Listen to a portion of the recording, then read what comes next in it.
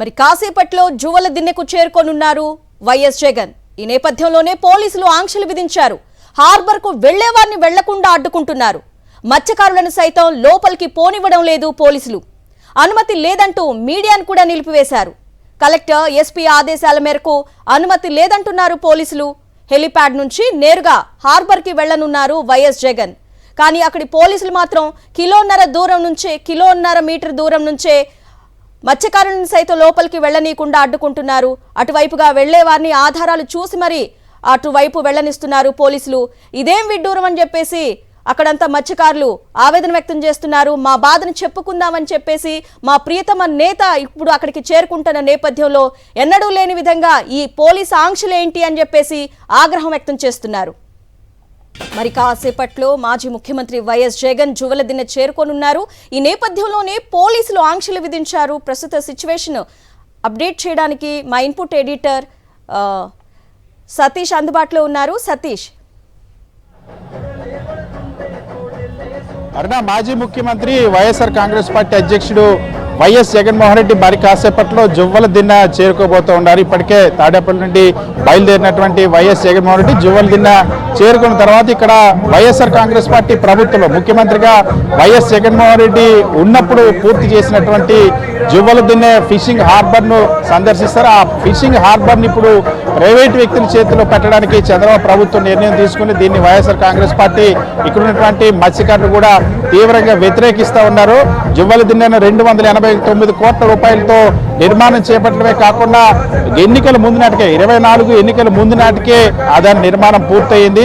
ఇక్కడ ఉన్నటువంటి మత్స్యకారులందరికీ కూడా దాదాపుగా 41,000 టన్నులకు పైగా మత్స్య సంపదను అదనంగా అందుబాటులోకి తీసుకొచ్చేటువంటి గొప్ప ఉద్దేశం. ఇక్కడ మత్స్యకారులకు శాశ్వతమైనటువంటి ఉపాధి దొరకాలి. ఇక్కడ మత్స్యకారులు ఇతర రాష్ట్రాలకు, ఇతర దేశాలకు వలస వెళ్ళేటువంటి అవకాశం లేకుండా ఉపాధి కల్పించడం కోసం వైఎస్ జగన్మోహన్ రెడ్డి చూపించారు.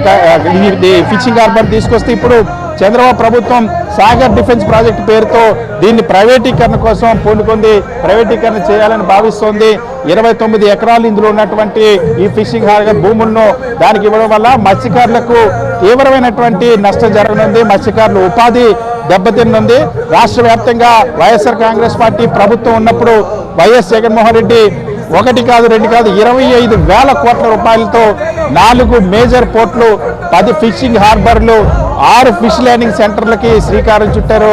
అందులో మనం చూస్తున్న ప్రస్తుతం నిర్మాణ పనులు సాగుతున్నటువంటి ఏవైతే పోర్టులు ఉన్నాయో అటు మచిలీపట్నం పోర్టు కానీ, మరొక వైపు మూలపేట పోర్టు కానీ, అదేవిధంగా కాకినాడ పోర్టు ప్రైవేట్ పబ్లిక్ పార్ట్నర్షిప్లో చేపట్టిన పోర్టు కానీ, రామాయపట్నం పోర్టు కానీ, రామాయపట్నం పోర్టుకి సంబంధించి దాదాపుగా 90% పనులు వైఎస్ జగన్మోహన్ రెడ్డి హయాంలోనే పూర్తయినటువంటి పరిస్థితి. కానీ ఇవాళ ఇప్పుడు మాజీ ముఖ్యమంత్రి వైఎస్ జగన్మోహన్ రెడ్డి పర్యటనకు వస్తున్నటువంటి వాళ్ళు కూడా అడ్డుకుంటా ఉన్నారు. మీడియాపై ఆంక్షలు విధిస్తున్నటువంటి పరిస్థితి.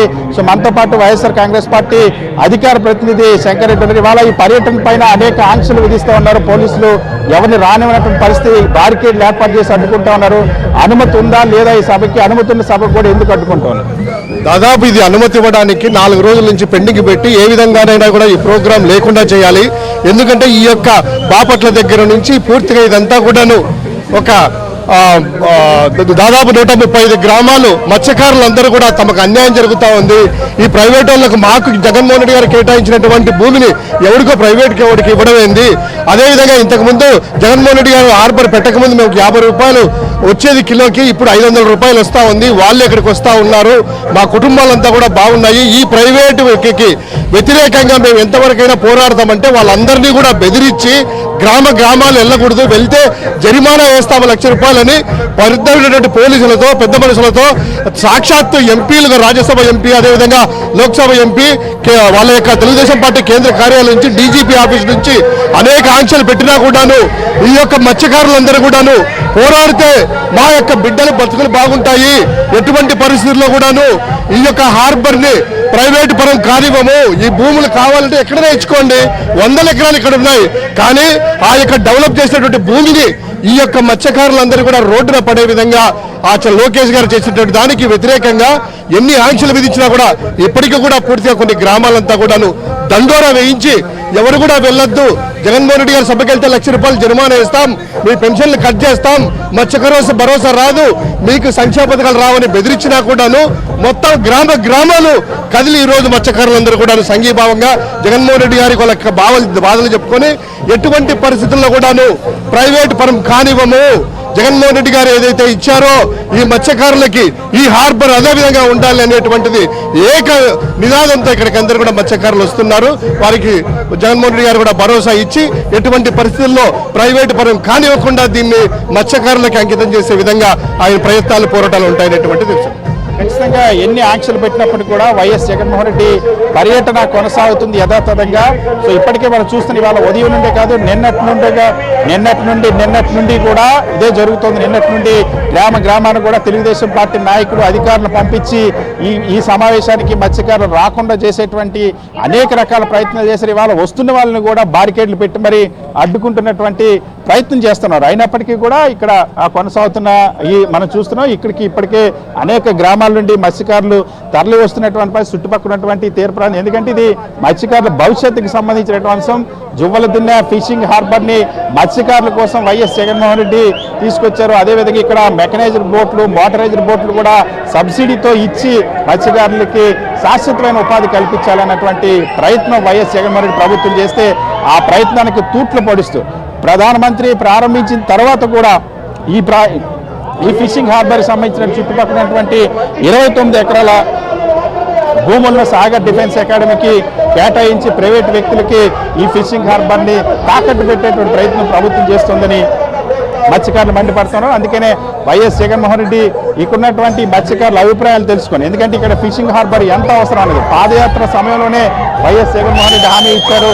పాదయాత్ర సందర్భంగా ఈ ప్రాంతంలో ఉన్నటువంటి మత్స్యకారులందరికీ కూడా ఈ జువ్వలదిన్నె ఫిషింగ్ హార్బర్ని నిర్మాణం చేపడతామని చెప్పారు. ఇచ్చిన మాట ప్రకారం కరోనా లాంటి సంక్షోభ పరిస్థితులు ఉన్నప్పటికీ కూడా రాష్ట్ర వ్యాప్తంగా 10 ఫిషింగ్ హార్బర్ నిర్మాణం చేపడతాం. అందులో జువ్వలదిన్నె ఫిషింగ్ హార్బర్ నిర్మాణం కూడా 2024 మార్చి నాటికి పూర్తి చేశారు. తర్వాత ఎన్నికల కోడ్ వల్ల అది ప్రారంభోత్సవం జరగలేదు. తర్వాత ఎప్పుడైతే ఆ ప్రధానమంత్రి కూడా 2024 ఆగస్టులో దీన్ని ప్రారంభించారు. అయినప్పటికీ కూడా దీన్ని వైఎస్ జగన్మోహన్ రెడ్డికి క్రెడిట్ వస్తుందని, అదేవిధంగా మత్స్యకారులకి ఇక్కడ శాశ్వతంగా ఇక్కడ వాళ్ళు వలస జీవులుగానే ఉండాలన్నటువంటి దృక్పథంతో ఇప్పుడున్నటువంటి ప్రభుత్వం దీన్ని ప్రైవేట్ పరం చేయడం పట్ల తీవ్ర వ్యతిరేకత వ్యక్తమవుతుంది. సో ఈ నేపథ్యంలోనే వైఎస్ జగన్మోహన్ రెడ్డి మత్స్యకారులతో ముఖాముఖి అవుతారు. అదేవిధంగా ఇటీవల వివాదం ఏదైతే తెలుగుదేశం పార్టీ ఎంపీ బేద మస్తానరావు మత్స్యకారులకు తీవ్ర ద్రోహం చేశారు.